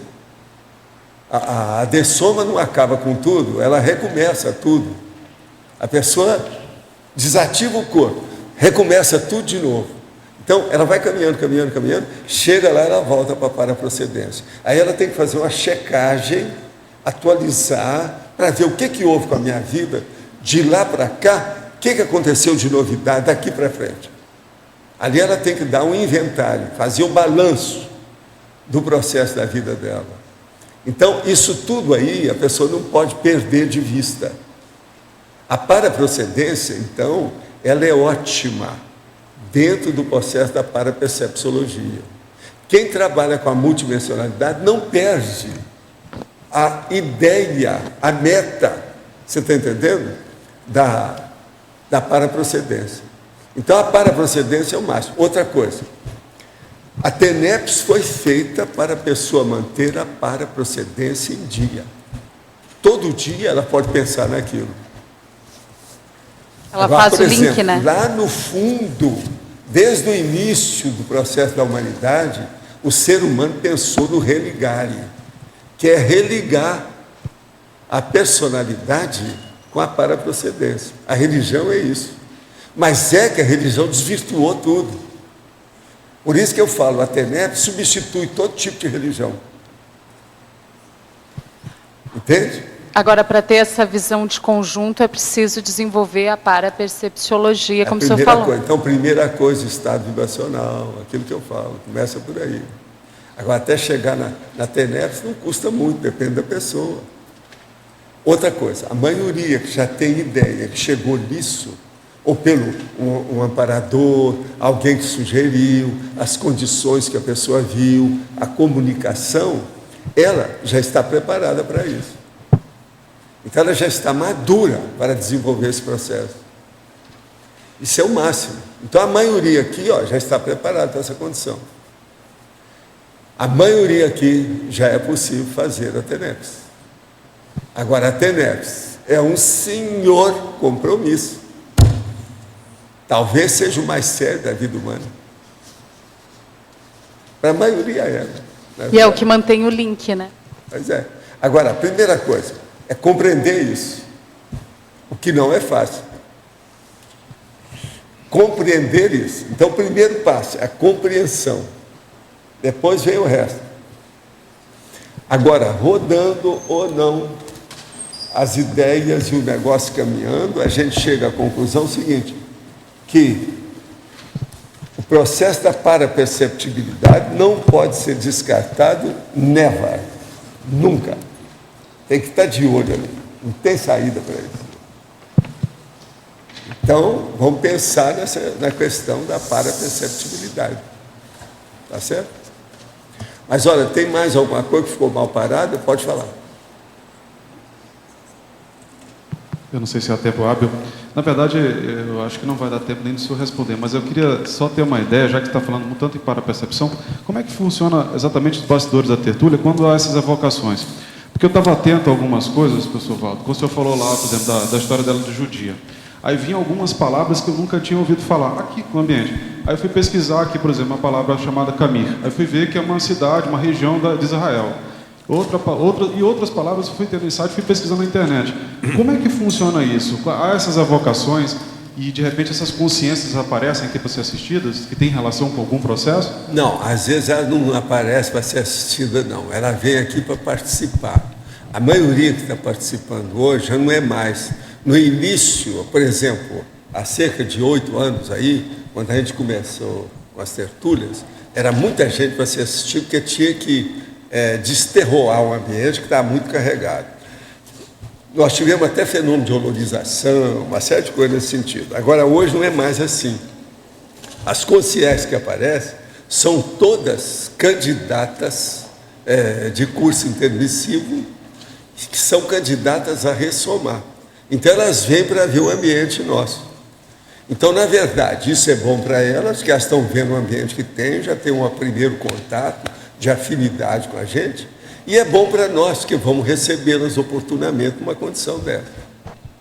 Então, é por aí que aparecem as sugestões, inspirações, intuições. Você entende? Eu ia até perguntar se na sua cidade tinha alguma família com o nome de Abrances, né? Porque foi outra palavra que veio bem clara. Como é que é o nome? Abrances. Ou Abranches. Não, é Abranches. Abranches é espanhol. É o Paulo Abranches. O Paulo Abranches, você conhece o Paulo Abranches? Ô, Valdo, uma coisinha só aqui, ó. Então, no ar. É só para o teletertuliano que está assistindo, que viu que você trouxe esse troféu aí. Daria para você esclarecer para ele, para o teletertuliano, que está na dúvida, o que quer dizer esse troféu que você trouxe aí? O Kikito é o troféu lá de Gramado, que dá o processo do cinema, que é o top no cinema do Brasil.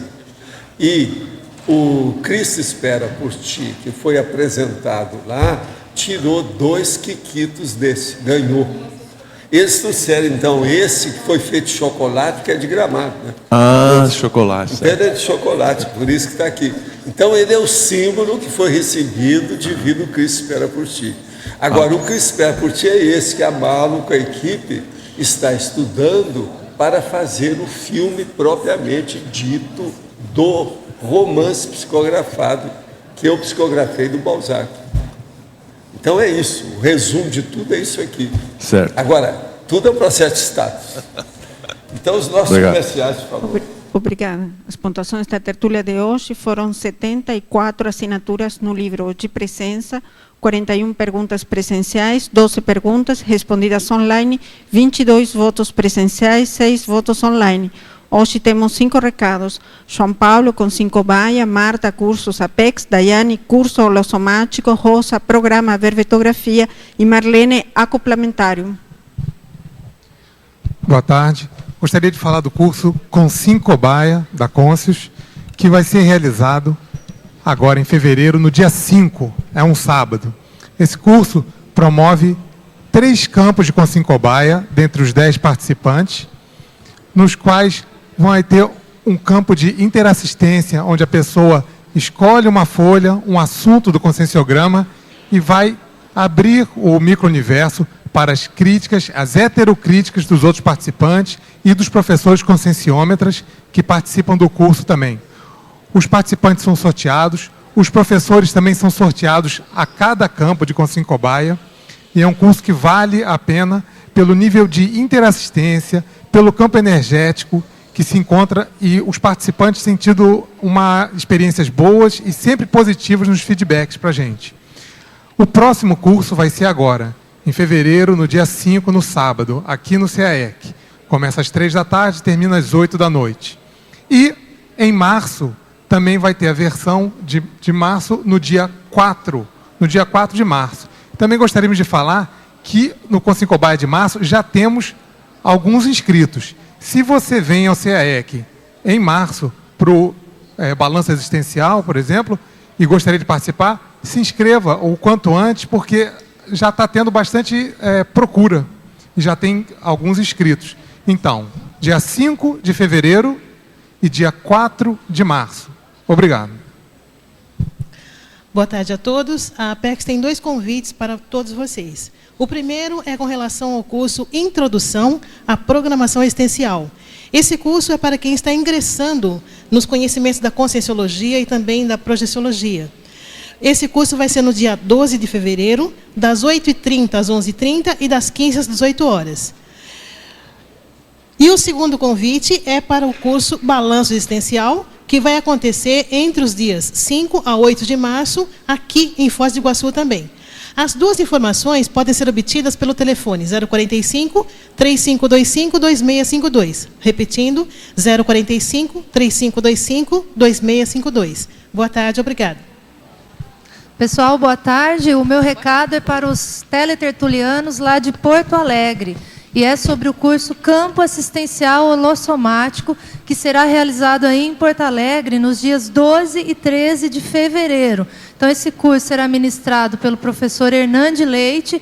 É um curso inteiramente prático, com 3 campos energéticos, onde o aluno pode desenvolver a assimilação, a capacidade de desassim, também esse contato mais íntimo com os amparadores, entre outros aspectos. Outra coisa importante do curso é que parte da renda financeira vai viabilizar a construção do laboratório de ectoplasmia, aqui no CAEC, em Foz do Iguaçu. Então, quem tiver interesse em participar do curso e também contribuir com esse projeto, pode entrar em contato com o telefone 51 32 24 0707, com o Centro Educacional lá de Porto Alegre. Obrigada.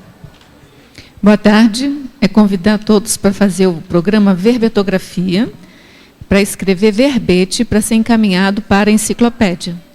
Nós vamos agora fazer um modelo intensivo semipresencial. Como é que vai funcionar esse programa? Nós vamos ter 3 encontros virtuais no dia 29 de janeiro, 2 e 4 de fevereiro. E vamos ter 4 dias e meios intensivos presenciais aqui no CAEC, em Foz do Iguaçu. Que esses dias serão do dia 9 a 13 de fevereiro. Contamos com todos. Obrigada. Boa tarde, pessoal. Eu estou aqui para divulgar o acoplamentário que vai acontecer no próximo dia 28, sexta, sábado e domingo próximos. A temática é a Paradireitologia, com os EPICONs Cristina Aracaki e Felipe Mansur. Então, eu convido não só os meus colegas advogados da CCCI, mas todos os interessados no estudo, na pesquisa da paradireitologia. Obrigada.